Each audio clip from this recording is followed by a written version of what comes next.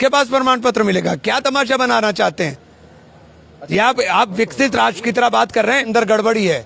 वो voter list की गड़बड़ी ऐसी है कि उसको हमने महाराष्ट्र में तो पहले हमने बाद में पकड़ पाए थे, हमने इस बार पहले ही पकड़ करके हमने बता दिया। कार्ड के बाद उसके ऊपर बनी हुई है। आप उस मतदाता सूची में क्या अपडेट करना चाहते हो? कुछ जोड़ना चाहते हो तो समझ में आए, आप तो काटने पर लगे हो।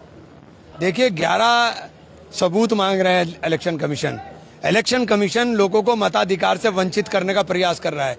और जो वोटर लिस्ट के अंदर गड़बड़ी है, वो वोटर लिस्ट की गड़बड़ी ऐसी है कि उसको हमने महाराष्ट्र में तो पहले हमने बाद में पकड़ पाए थे, हमने इस बार पहले ही पकड़ करके हमने बता दिया।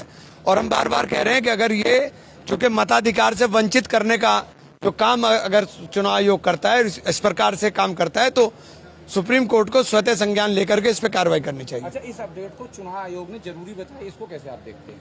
नहीं तो चुनाव आयोग ने जरूर बताया। मुझे बताइए, जो जिस प्रदेश के अंदर 80% जनता जो है वो गरीब हो और जिनके यहाँ बच्चे दाई पैदा करती हो, वो कहाँ से अपना प्रमाण पत्र लेकर आएंगे?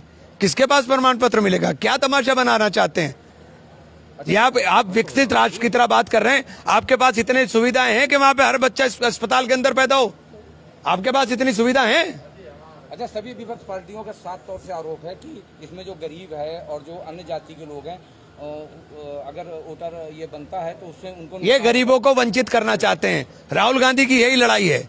ये पूरे देश के अंदर माहौल खराब करना चाहते हैं। राहुल जी की बात यही है कि ये शोषितों को, जो दलितों को और आदिवासियों को, अति पिछड़ों को, अल्पसंख्यकों को ये पूरी तरीके से बुलडोज करना चाहते हैं। तो मतदाता सूची अपडेट होनी चाहिए कि नहीं होनी चाहिए? नहीं, मतदाता सूची तो बनी हुई है, आधार कार्ड के उसके ऊपर बनी हुई है। आप उस मतदाता सूची में क्या अपडेट करना चाहते हो? कुछ जोड़ना चाहते हो तो समझ में आए, आप तो काटने पर लगे हो। देखिए, 11 सबूत मांग रहे हैं इलेक्शन कमीशन। इलेक्शन कमीशन लोगों को मताधिकार से वंचित करने का प्रयास कर रहा है। और जो वोटर लिस्ट के अंदर गड़बड़ी है, वो वोटर लिस्ट की गड़बड़ी ऐसी है कि उसको हमने महाराष्ट्र में तो पहले हमने बाद में पकड़ पाए थे, हमने इस बार पहले ही पकड़ करके हमने बता दिया। और हम बार बार कह रहे हैं कि अगर ये चूंकि मताधिकार से वंचित करने का जो काम अगर चुनाव आयोग करता है, इस प्रकार से काम करता है, तो सुप्रीम कोर्ट को स्वतः संज्ञान लेकर के इस पे कार्रवाई करनी चाहिए। अच्छा, इस अपडेट को चुनाव आयोग ने जरूरी बताया, इसको कैसे आप देखते हैं?